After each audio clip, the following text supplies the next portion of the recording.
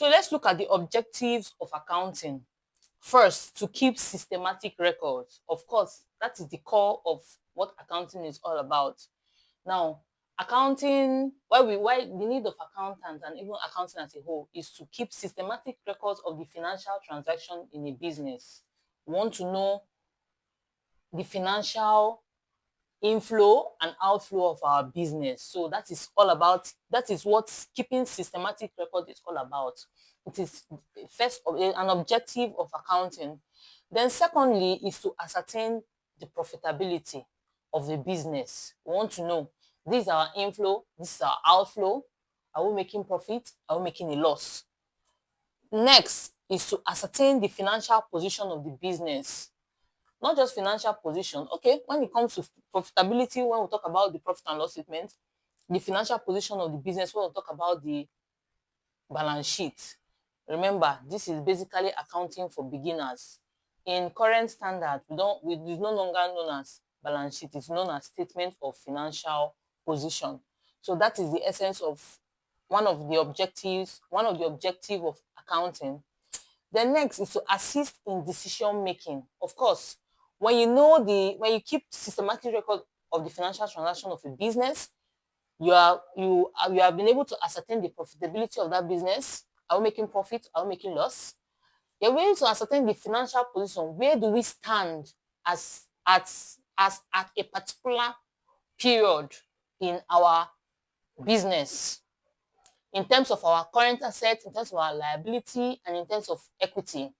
It thereafter assists in making decisions. Decisions can emanate from the investment decision, as the case may be, and every other decision that is made basically in the business. Then next, to fulfill the compliance of the law. Of course, the essence of also keeping books or accounting is to fulfill the compliance of the law. Every company is expected to have an accountant who will help them prepare their financial accounts.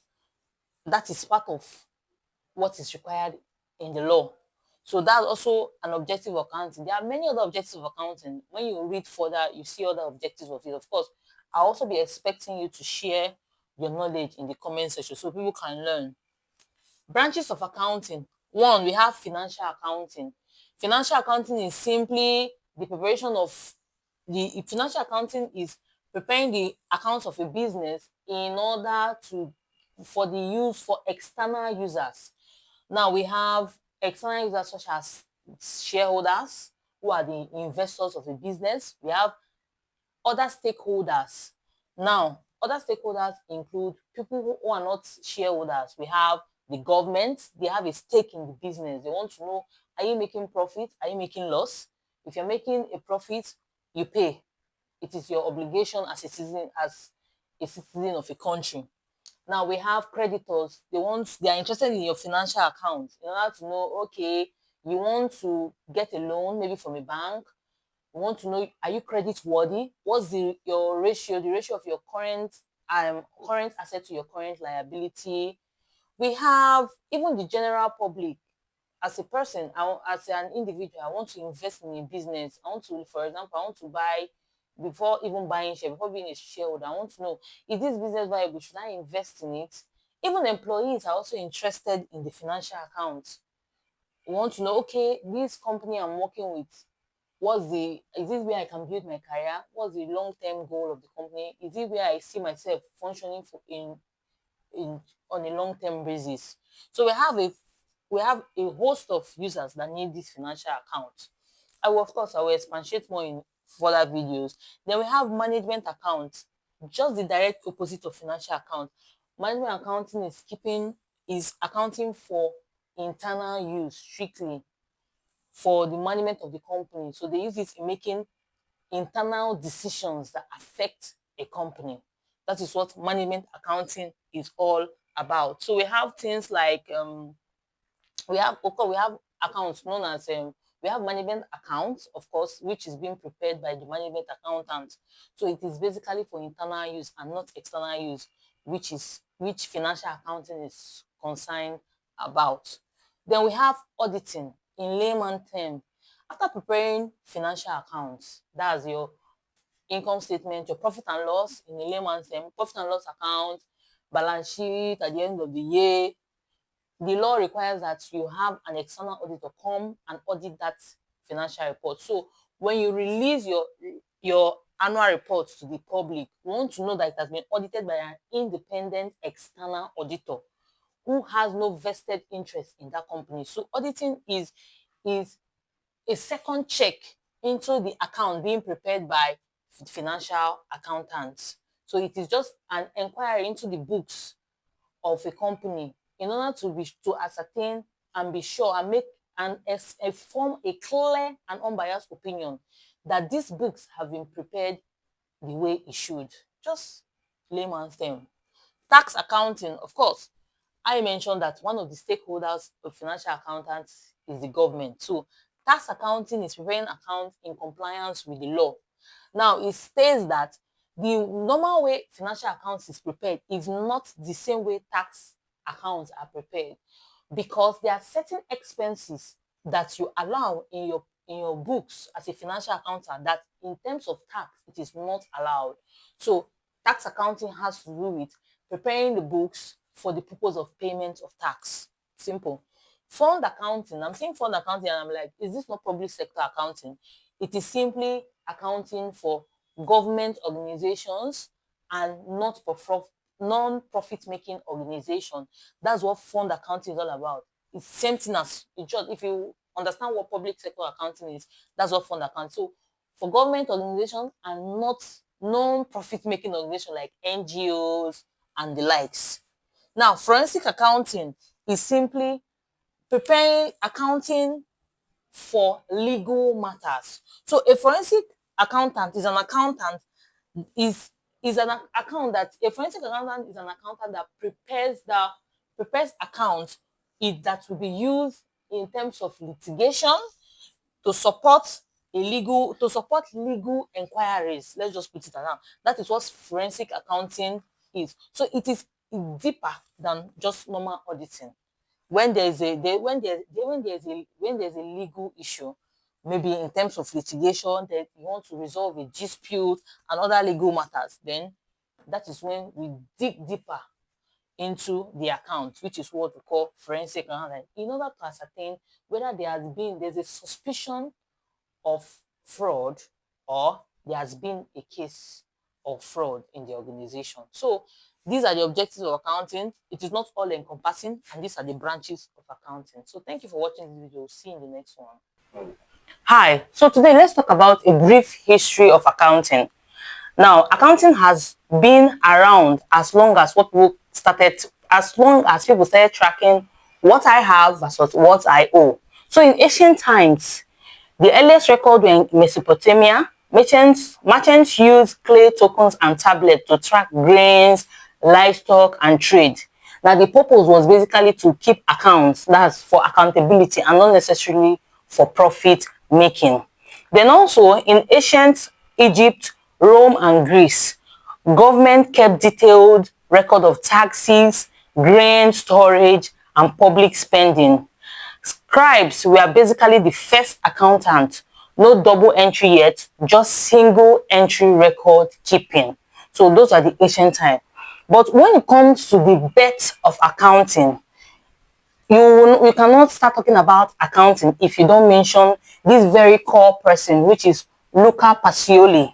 So the birth of modern accounting started in 1494. So Luca Pacioli was the first to describe the system of double entry bookkeeping. Now remember, I made a prior video, or the video before this, talking about what is double entry bookkeeping. Now, just in one sentence, it means that there are two sides of accounts in accounting. So it states that for every debit entry, there must be a corresponding credit entry, and for every credit entry, there must be a corresponding debit entry. So that's what double entry bookkeeping is. It simply states that when one account is receiving, it means another one is giving out. So one is coming in means another one has given out. So Luca Pacioli is known as the father of accounting. He's called the father of accounting because in 1494, he described the system of double entry bookkeeping used by merchants in his book, Summa de Arithmetica. So we cannot start talking about accounting if we don't mention this man.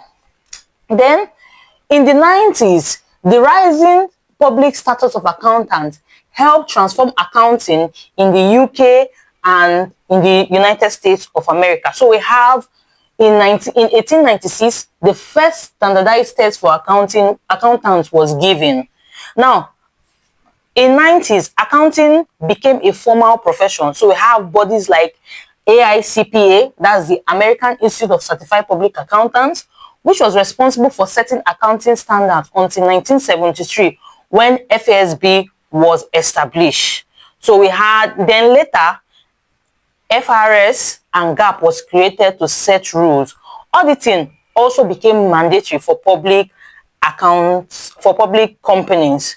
So then up until 20th century, we had a lot of accounting bodies springing up until 20th century. Now, the Enron scandal, now when we dig deeper into audit, we're going to know what the Enron scandal was all about. The Enron scandal brought more responsibility for accountants, and it continued to boom throughout the early part of the 21st century. So today, digital era, we have, for manual ledgers, we now have accounting softwares that aid in accounting like Excel. We have ERP system like Sage, SAP, and Oracle, AI and blockchain. So the job shifted from just record keeping to analysis, strategy, and decision making. But the key point you have to note is that period to 1494, of course, there was a system of recording transaction, but it was not, there was no laid down rule. It wasn't formal. People just kept,